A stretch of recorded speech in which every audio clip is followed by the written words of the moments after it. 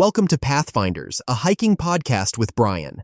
I'm Brian Hudson, and today we're tackling injury prevention after 50 through smart gear. I'm lucky to be friends with, and to welcome, Rachel Kirby to guide us. To start, why does injury risk rise in our 50s and beyond, and how can equipment choices shift that curve? Thanks, Brian. It's great to be with you today. Past 50, most bodies show cartilage wear, reduced tendon elasticity, and some bone density loss. Add small dips in ankle proprioception, slower reactions, and longer recovery, and you see more falls and stubborn overuse. Gear shrinks those gaps. Cushioned yet stable footwear cuts repetitive impact. Trekking poles serve as a movable handrail, offloading knees and improving balance. A well-fitted pack stabilizes your center of mass. Thoughtful layers prevent temperature swings that sap coordination. Even small choices, good socks and a dry spare, reduce friction and swelling, lowering missteps late in a hike. That's great, Rachel. I appreciate that overview. The focus on predictable movement is huge. Let's start at ground level. For hikers over 50, what should footwear include, and how should they dial in fit? Cover cushioning versus stability, heel security, toe room for swelling, traction, and simple fit checks. Also, when do shoes need replacing? Brian, it starts with comfortable shoes. Start with a cushioned but torsionally stable midsole. If you twist the shoe, it should resist without feeling like a brick. Look for a firm heel counter that locks the calcaneus, plus a roomy, foot-shaped toe box, so toes can splay and accommodate afternoon swelling. For traction, consider the following: deeper, well-spaced lugs for dirt, leaves, and mud, stickier compounds for slabby rock. And finally, here are some great fit tips. Try shoes late in the day, wear your hiking socks, and aim for a thumbnail's length in front of the longest toe. Heels should not lift when you walk uphill. Use runner's loop lacing for extra heel hold. Replace at 500-700 miles or earlier if midsoles crease or traction fades. That's some great advice, Rachel, especially the torsional check-in runner's loop. Let's talk about guarding against blisters next. What's a smart sock strategy for older hikers, including materials and backup pairs? And where do insoles or orthotics enter the picture? What's better, off-the-shelf support, metatarsal pads, or custom options? Any timing tips for testing fit when feet are more swollen? Here are a few tips for your listeners, Brian. Choose merino or quality synthetics. They wick, cushion, and reduce friction when damp. Seamless toes are non-negotiable. Use a liner sock under a hiking sock to cut shear and prevent hot spots. Carry a dry spare and change mid-hike if feet feel hot or wet. Insoles help when arches tire or heels ache. Try off the shelf first. Add a metatarsal pad if numb toes suggest any forefoot pressure. Finally, you want to test at day's end to match swelling and consider custom orthotics to help reduce persistent pain or major alignment issues. Excellent. That's some great, simple, actionable foot care tips. I'd like to talk about trekking poles next. These are what I affectionately call the joint savers. How do they reduce knee load and improve balance? And what's the correct setup? I'd love some specifics on length. Elbows about 90 degrees on flats, using straps to hang the hands, choosing carbide versus rubber tips, and technique for descents in water or log crossings. Sure, Brian. Research shows poles can cut knee joint forces on descents by roughly 20 to 25%, and they widen your base to tame slips. Set length so elbows sit near 90 degrees on level ground. Lengthen a few centimeters for downhills. Shorten for steep climbs. Thread your hand up through the strap and lay the webbing across the back of your hand so you can hang from the strap with neutral wrists. Carbide tips bite rock and ice. Rubber tips are kinder to delicate surfaces and pavement. On descents, plant poles ahead and outside your feet, keep shoulders relaxed, and match a steady, short stride. For crossings, plant one pole midstream first. Test, then step. Move only 1 point at a time. Love the 1 point at a time reminder. It calms everything. Let's shift to packs now.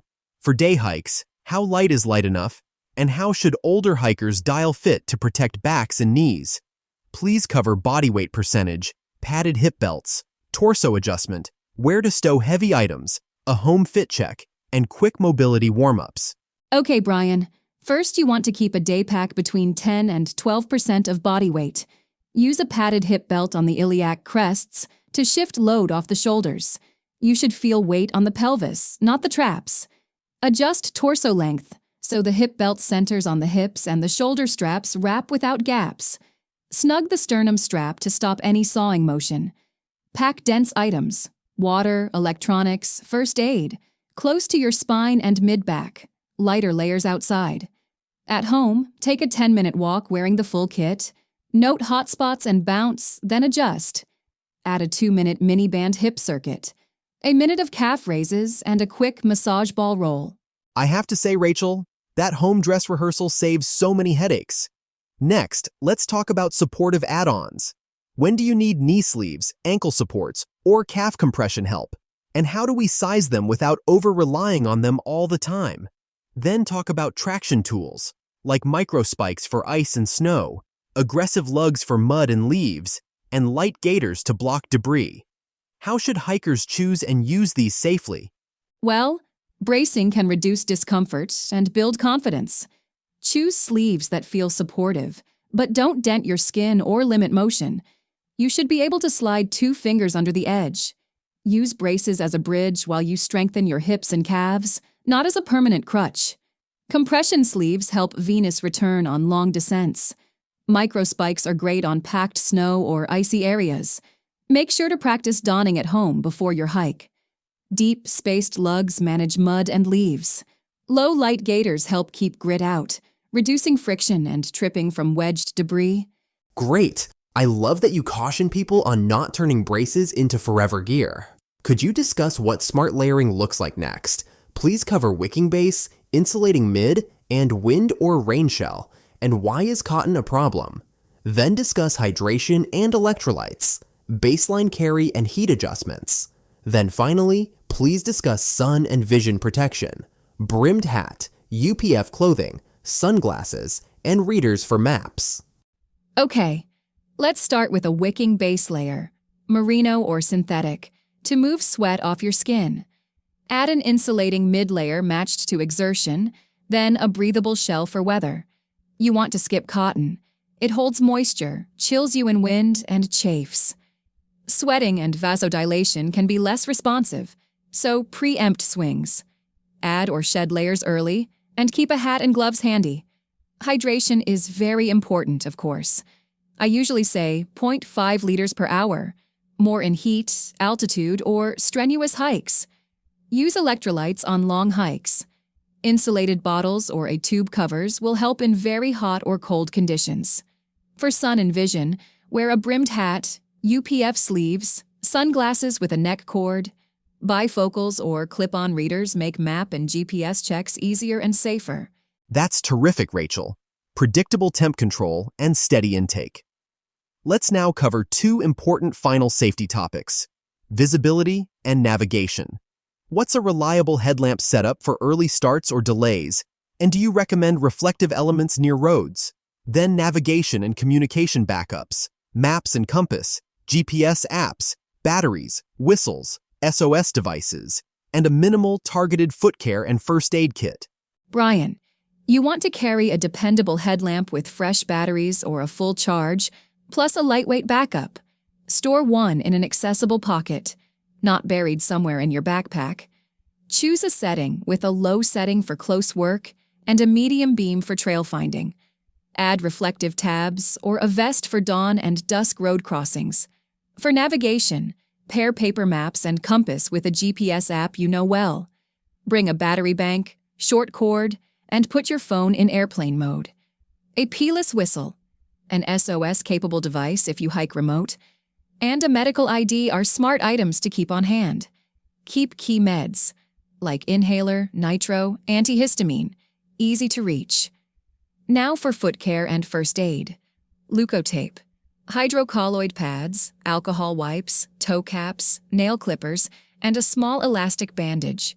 Simple, specific, and light. plus tweezers and safety pins. That's such a sensible kit, Rachel. Small items that solve big problems. Before we wrap, let's give listeners one actionable tip they can use on their very next hike. You've talked about poles as a movable handrail. Can you walk us through a quick step-by-step setup and use routine? I'm thinking correct height on flats, lengthening for descents, and using straps so the hands hang and wrists stay neutral for real knee relief. Absolutely. Here's a great on-trail routine. Before you start, set your pole length, so elbows are near 90 degrees on level ground. Thread hands up through the straps and lay the webbing across the backs of the hands. Now you can relax your grip and hang with neutral wrists. On flats, plant beside your lead foot with a natural opposite arm swing. For descents, lengthen each pole 2 to 3 centimeters. Plant a touch ahead and outside your feet, and keep steps short. For climbs, shorten your poles a bit, then plant near your toes and stay tall. Practice 5 minutes at home, so adjustments are second nature on the trail. Thanks, Rachel, and thank you so much for talking with us today. That's a perfect practical takeaway. Today we covered why injury risk rises after 50, the footwear and sock systems that protect your feet, how poles spare knees, pack fit and load strategy, sensible bracing and traction, weather-smart layers, hydration and sun safety, and essential visibility, navigation, and first aid. Stay safe out there, everyone. Keep exploring. Please share this episode with your fellow 50 and over hiking friends.